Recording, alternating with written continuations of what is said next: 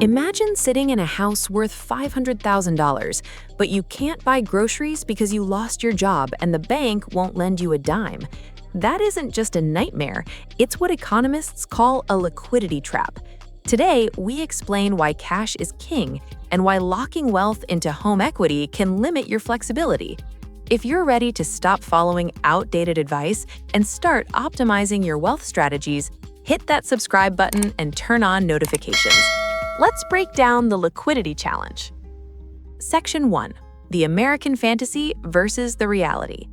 It's the ultimate American fantasy. You write that final check. You burn the mortgage paperwork. You own the dirt under your feet. It feels amazing for about 5 minutes. Then reality sets in. You've just traded your most flexible liquid asset, cash, for one of the least liquid assets, home equity. The scenario: you had $300,000 in savings, you used it to pay off your $300,000 mortgage. 2 months later, a recession hits. You lose your job. You need cash to live. You look at your house, it's worth a fortune, but you can't slice off a shingle to buy groceries. You go to the bank for a HELOC, home equity line of credit. Banker asks, "What is your income?" You say, "0, I lost my job." Banker says, "Denied." Banks lend to people with income, not to those in crisis. By paying off the house, you locked your wealth in a vault that only the bank controls. You are house rich, cash poor. Section 2. The return on investment of fear. Why do we do this? Because our grandparents told us debt is bad. But we need to look at the math of 2026, not 1980.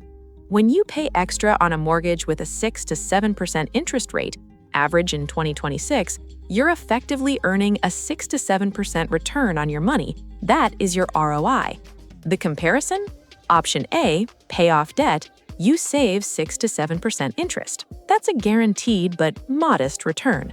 Option B, invest, you put that same money into the S&P 500, which has historically averaged 10% annually, or into a high-yield savings account paying 5%. By choosing option A, you voluntarily accept a lower return on your capital. You may be paying what some call a fear tax, accepting lower returns for peace of mind. If you can borrow at 6% and invest at 8 to 10%, you're making a profit on the bank's money. This is arbitrage. Section 3. The inflation hedge. Inflation can work for you. Here's the concept that surprises many. Inflation hurts savers but helps debtors. A 30-year fixed-rate mortgage is a hedge against inflation. The payment, your principal and interest payment, is locked. It never changes. It's $2,000 today, and it will still be $2,000 in 2045. The value of money? Due to inflation, $2,000 in 2045 may only have the purchasing power of $1,200 today. The result? You're paying the bank back with cheaper dollars. In 20 years, your salary will likely rise with inflation, but your biggest expense, housing, stays flat.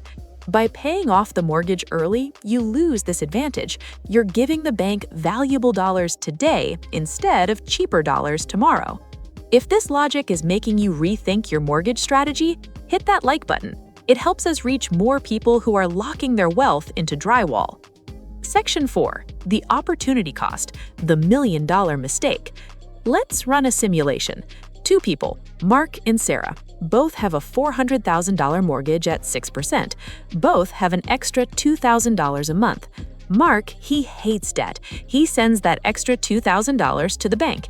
He pays off his house in about 11 years. He feels great. He has a $400,000 house and 0 investments. Sarah, she keeps the mortgage. She invests that $2,000 a month into an index fund returning roughly 8%. Fast forward 30 years, Mark has a paid-off house, maybe $800,000. Home appreciation happens regardless of the mortgage. He started investing late, missing 11 years of compounding. Sarah has a paid-off house, paid off normally, and an investment account worth $2.8 million. The difference? Mark ends up with just a house, while Sarah has both a house and millions in investments. Section 5. The Sue Me Shield, Asset Protection. Here's a tough reality. Success attracts litigation. Scenario A, you own your home free and clear. You have $800,000 in equity. If you're sued and lose, a judge can force the sale of that home to pay the judgment. That equity is exposed. Scenario B, you have an $800,000 home but a $700,000 mortgage. Your equity is only $100K. To a lawyer, you look asset light. Even if they win, the bank gets paid first, leaving little for them.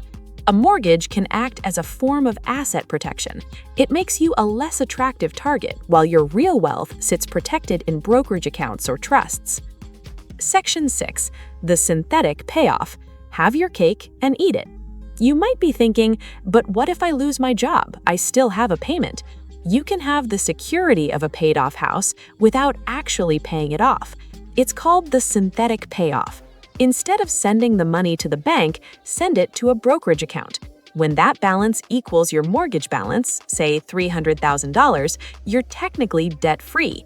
You could write a check tomorrow, but you don't. You keep the money invested. If you lose your job, you withdraw from the account to pay the mortgage. If you need medical care, you withdraw from the account. You have both security and control.